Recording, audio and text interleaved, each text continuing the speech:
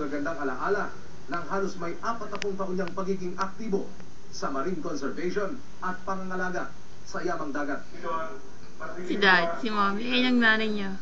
Sa kanyang paglisan, sinunod ng kanyang mga naiwan ang kanyang huling hiling na siya'y i-cremate at ilagak ang kanyang abo sa ilalim ng karagatan kung saan sila sabing iginugol ng doktor ang huling yugto ng kanyang buhay. So, we honor him today. We bury him in his love Magano. stage and be there resting in this peaceful place. Yan si Daddy, oh, We nakaupo. watch him over the people Yan yung mommy niya. over this town and the divers he loved, and his good friends. Sandaling tumigil ang ikot Si ng motor Dodo ng na! presidente ng Anilaw, Batangas para bigyang pugay Ayan yung ang resort paghahatid nila. sa muling hantungan ng itinuring nilang ama na ang tanging adhikain daw ay mapanatili ang kaayusan, kalinisan at disiplina sa karagatan. Si George. Mahaba ito ngayon. Shucks. Inilagay ang abo ni Doktim sa isang pinasadyang concrete box.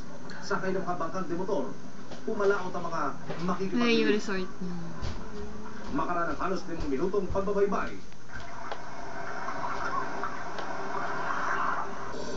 Isa-isa nang lumublog ang mga scuba diver.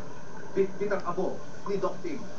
Dito ilalagak ang kanyang labi sa lugar na kung tawagi Katedral. Humigit kumulang sa 60 talampakan. Siya rin gumawa niyan eh. Ang krus na ito'y itinirik Mas ni mahaba Doktim. ngayon, no? Katuwang si dating Pangulong Fidel Ramos na ngayon itinuturing ng simbahan sa ilalim ng karagatan. Sa kanyang paglisan, baon daw ni Doktim ang pag-asang may magtutuloy ng kanyang adhikain na pangalagaan ng karagatan para sa kinabukasan. Emil Sumangil, nakatutok. 24 oras.